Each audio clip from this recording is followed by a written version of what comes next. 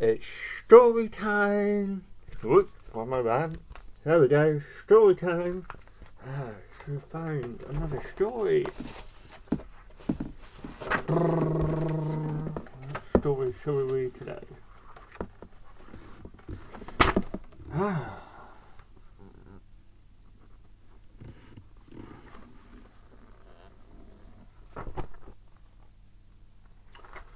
This one is about a sheepdog called Bess. Bess's busy day working on the farm. The sheepdog help farmers to guide their sheep around the fields. They're called working dogs. Let's have a look at this story, shall we?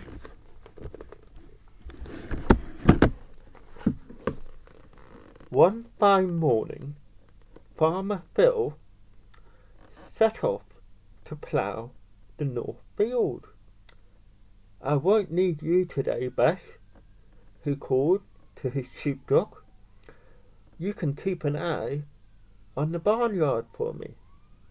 That's where all the other animals are, the cow, the chicken, the duck. So the sheepdog, Bess, is going to keep an eye on all the other animals for the farmer.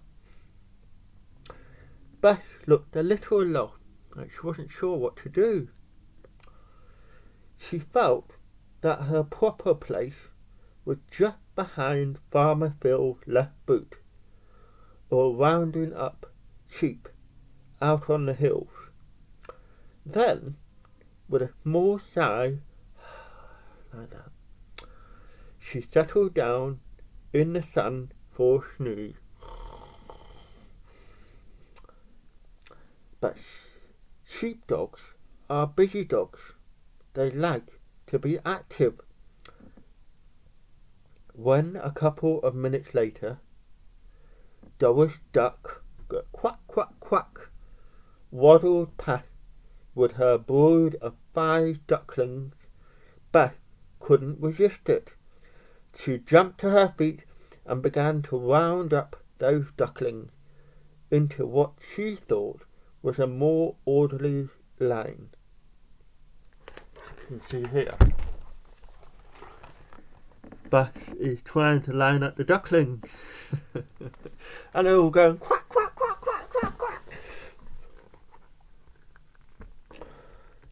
Doris was not pleased. "Leave my duckling alone," she quacked, quack, quack. "You're frightening them. They can walk perfectly well by themselves. Thank you." So you can see here Doris, Doris the duck, the mummy duck, is not happy with Bess. She's like, "Leave my duckling alone." And all the ducklings are following her in the line. Bess lay down again. She had only just settled her nose on her front paws when out of the corner of her eye she spotted a couple of honey hen baby chicks wandering about near the barn door. At once Bess rushed over to shoo them back to the hen house.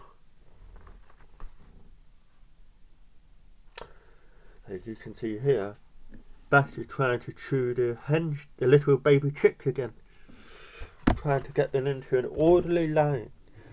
"Do you mind?" squawked Henny Hen. "I'm trying to teach my chick where everything is in the barnyard. If I wanted them to be in the hen house, I threw them there myself." Poor Bess. She tried to get the piglets out of the mud, but Pedro Pig got cross with Bess. She chased the mice around the barn until Pom the cat told her that was his job. So look, she's trying to round up the little piglets. And what the daddy pig called again? The daddy pig is called Pedro Pig. It's like they're perfectly happy in the mud, bad and soul with me.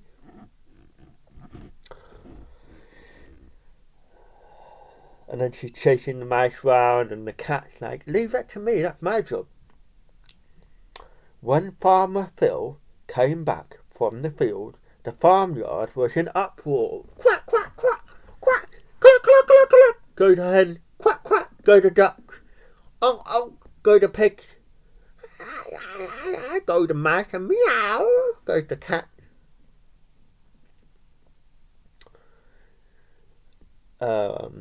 All the animals were squawking and clucking and quacking and squeaking and squealing all at once.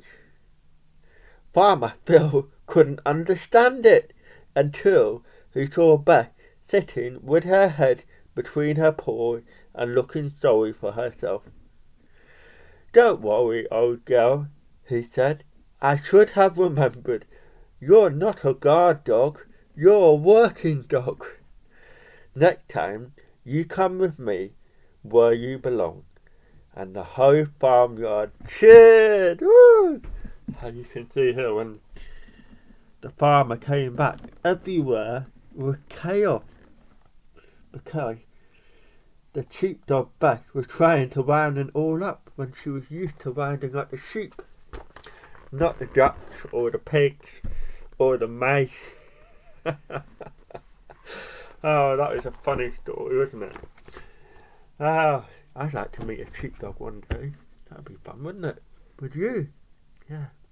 Mwah. Love you.